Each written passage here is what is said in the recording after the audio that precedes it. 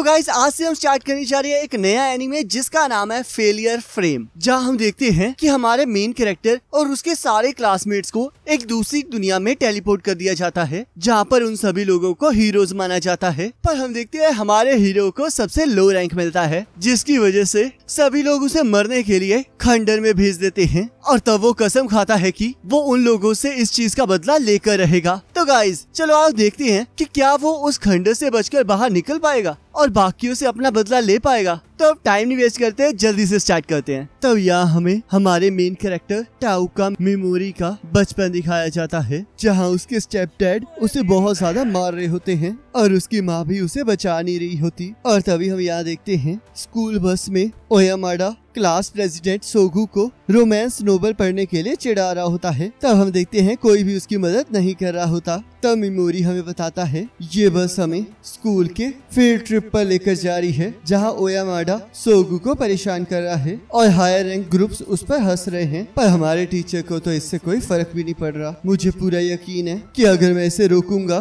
तो मैं यहाँ पर बहुत ज्यादा कूल लगूंगा। पर मेरे जैसा पर्सन जो कि हवा की तरह पतला है और जिसे आराम से हराया जा सकता है, वो चाहे जो मर्जी कर ले, पर इन्हें कोई फर्क नहीं पड़ने वाला। पर हम देखते हैं मेमोरी फिर भी सोगू को बचाने के लिए बीच में आ जाता है। तब ओयामाडा कहता है आखिरकार अब तुम बीच में क्यों आ रहे हो? सोगू बहुत ज्यादा परेशान हो रही है, तो प्लीज उसे परेशान करना बंद करो। तब ओयामाडा हंसने लगता है, तुम्हें क्या लगता है तुम जैसा पर्सन कर भी क्या लेगा? पर तब किरीहारा भी ओयामाडा को सोगू को परेशान करने से मना करता है। तब ओयामाडा कहता है आखिरकार तुम ये क्या कह रहे हो किरीहारा? तुम्हें तो मेरी मदद करनी चाहिए और इस मेमोरी को सबक सिखाना चाहिए। मैं ऐसा नहीं करूँगा, और वैसे भी मुझे मेमोरी में कोई इंटरेस्ट नहीं है और तुम्हें भी मेमोरी को इग्नोर करना चाहिए। तो चलो अब सोगू को उसकी बुक वापस दे दो, क्योंकि मुझे भी ये सब कुछ ठीक नहीं लग रहा है। तब ओयामाडा सोगू को उसकी बुक वापस दे देता है और एक दूसरे लड़के यासु को तंग करने लगता है, जो कि इस बात से डर जाता है। तब टीचर उन्हें शांत रहने के लिए कहता है। तब मेमोरी सोचता है मैंने जो भी किया मेरे जैसा पर्सन वैसा कभी नहीं करता, शायद ये सब कुछ मेरे सपने की वजह से हुआ। और तभी हम देखते हैं अचानक से वो सभी लोग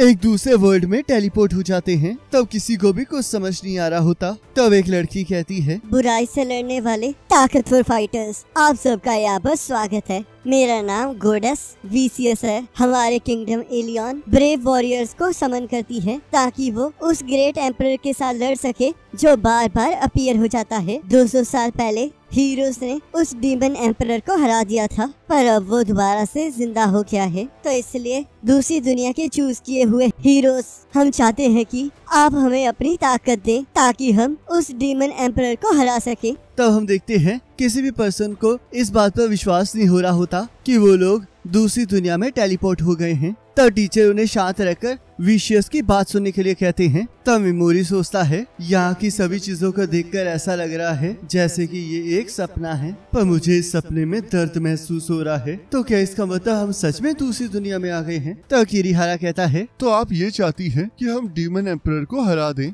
पर तब क्या होगा अगर हम आपका साथ इसमें ना दे सके? मैं आपको वापस आपकी दुनिया में नहीं भेज सकती। तो क्या वापस हमारी दुनिया में जाने का कोई रास्ता है? हम रिवर्स समनिंग का यूज कर सकते हैं, पर उसके लिए एक स्पेशल मैजिकल आइटम चाहिए जिसका नाम इविल एलिमेंट है और इसे सिर्फ 2 ही तरीकों से पाया जा सकता है। पहला, या तो आप इसे ग्रेट डीमन एम्परर के दिल से निकाल लें या फिर डीमन एम्परर के मरने का इंतजार करें और उस एलिमेंट को इस क्रिस्टल के अंदर एब्जॉर्ब कर लें। तब ओयामाडा कहता है आखिरकार इन सभी चीजों का हमसे क्या लेना देना है? आखिरकार हम डीमन एम्परर से क्यों लड़ेंगे? तब विक्सिस कहती है मैं आपसे भीख मांगती हूँ, प्लीज हमारी दुनिया को बचा लीजिए और मसीहाओं। तब सोगू कहती है हम लोग तो सिर्फ ह्यूमंस हैं और चाहे आप हमें मसीहा बुला रहे हैं, पर मुझे नहीं लगता कि हम में से कोई आपकी मदद कर सकता है। तब विक्सिस कहती है आप चिंता मत कीजिए, आपके पास वो पावर्स हैं जो दूसरे ह्यूमंस के पास नहीं है। तब सोगू कहती है पर हमें इसके बारे में कुछ नहीं पता है।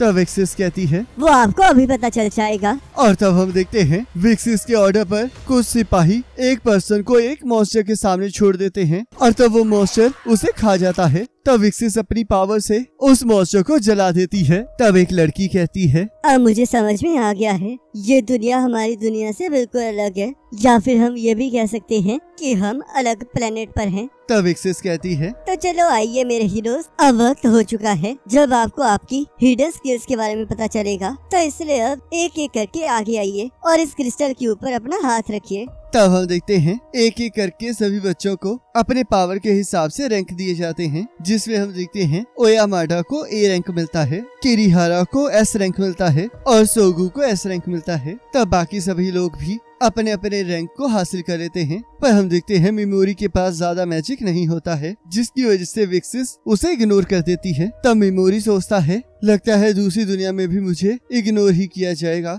लगता है मेरी जिंदगी में यही लिखा है। तब हम देखते हैं यासु की बारी में वो क्रिस्टल ब्लैक हो जाता है और विशियस कहती है, ऐसा सिर्फ पास्ट में एक ही बार हुआ है और वो डार्क हीरो सच में बहुत ज्यादा ताकतवर था। तब यासु कहता है, मुझे लगा ही था कि मेरे चमकने का वक्त आ चुका है। तब सभी लोग अपना स्टेटस चेक करने लगते हैं और हम देखते हैं मेमोरी के सभी स्टेटस वैल्यूज बहुत कम होती हैं और वो एक ई रैंक हीरो होता है। तब वो देखता है कि उसे एक इनहेरिट स्किल मिली होती है जिसका नाम एबनॉर्मल स्टेट एंडोमेंट होता है, जिसके अंदर उसके पास फर्स्ट लेवल की पैरालिसिस और पॉइजन स्किल होती है। तब विक्सिस कहती है, इनहेरेंट स्किल सभी लोगों के पास यूनिक होगी, पर कुछ लोग ऐसे भी होंगे जिन्हें ये बाद में मिलेगी। तब ओयामाडा कहता है, बस करिए, आप और कितनी एक्सप्लेनेशन करेंगी। तब टीचर उसे चुप रहने के लिए कहता है। तब ओयामाडा कहता है, आखिरकार एक डी रैंक टीचर की एक ए रैंकर के साथ ऐसे बात करने की हिम्मत कैसे हुई। तब विक्सिस कहती है, अब हम लोग एक क्रिटिकल रिचुअल को परफॉर्म करने वाले हैं, तो मेमोरी जरा यहाँ पर आ जाओ। तब हम देखते हैं गार्ड्स मेमोरी को धकेल कर नीचे पहुंचाने लगते हैं। तब विक्सिस कहती है, मेमोरी तुम एक ई रैंकर हो जो कि सबसे ज्यादा लोएस्ट रैंक है, और पास्ट में भी जिसके पास लोएस्ट रैंक होता था वो हमेशा हायर रैंक हीरोज को परेशानी में डाल देते थे। तो इसलिए ये डिसाइड हो चुका है कि लोएस्ट रैंक हीरोज को डिस्पोज कर दिया जाएगा। पर अगर हम तुम्हें अभी डिस्पोज कर देंगे तो सबको लगेगा कि हमने तुम्हारे साथ नाइंसाफी की है। तो इसलिए हम तुम्हें एक चांस दे रहे हैं। हम इस मैजिक सर्कल को यूज करके तुम्हें एक खंडर में भेज देंगे, और अगर तुम वहाँ से बचकर वापस आ गए तो हम तुम्हें परेशान नहीं करेंगे। क्या वो खंडर खतरनाक है? वो इतना ज्यादा खतरनाक है कि बहुत से हीरोज और क्रिमिनल्स जो कि बहुत ज्यादा डेंजरस होते हैं उन्हें वहीं भेजा जाता है। तो चलो मैं तुम्हें कम से कम उस जगह का नाम बता देती हूँ। उसे कहा जाता है द अबंडेंट रुइन। तब मेमोरी उसे अपनी इनहेरिटेंट स्किल के बारे में बताता है। इसका कोई फायदा नहीं है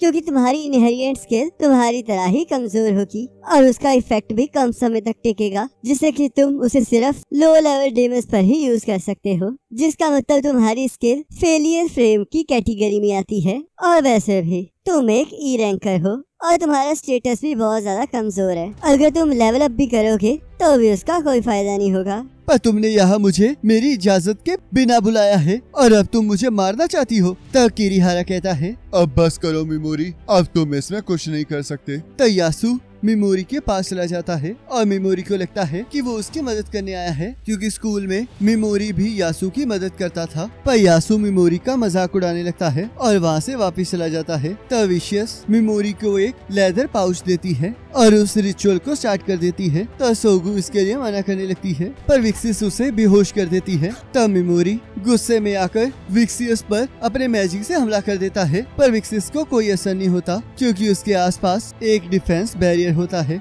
जो कि उसे एबनॉर्मल स्पेल से बचा कर रखता है। तब किरिहारा भी अपने मैजिक को यूज करके देखता है और हम देखते हैं सभी लोग मेमोरी को वहाँ से दफा होने के लिए कहते हैं। तब मेमोरी रोने लगता है। तब उसकी अंतरात्मा उससे कहती है, खिरका तुम क्यों रो रहे हो? तुम्हें पता है ना, चाहे तुम अपनी असलियत को जितनी मर्जी सप्रेस करने की कोशिश कर लो और एक गुड पर्सन बन जाओ, पर तुम हमेशा हमेशा के लिए ये एक्टिंग नहीं कर पाओगे। तुम्हें भी इस चीज से नफरत है ना? चलो अब इन्हें अपनी सच्चाई दिखाओ, वो सच्चाई जिसे तुम सबसे छुपाते आए हो। तब मेमोरी कहता है, तुम हेल में जाओ गोडस, याद रखो अगर मैं वहाँ से बचकर वापस आ गया तो मैं तुम में से किसी को नहीं छोड़ूंगा। और तब मेमोरी खंडर में टेलीपोर्ट हो जाता है और विक्सिस के दिए हुए पाउच की मदद से वहाँ पर रोशनी कर लेता है। और तभी उसे वहाँ पर बहुत सारी हड्डियाँ दिखाई देती हैं, जिसे देखकर उसे कुछ समझ नहीं आ रहा होता। तभी हम देखते हैं एक मॉन्स्टर उस पर हमला कर देता है। तब मेमोरी उससे बचकर भागते हुए सोचता है इसका लेवल और स्टेटस मुझसे बहुत अलग है। मुझे ऐसा फील हो रहा है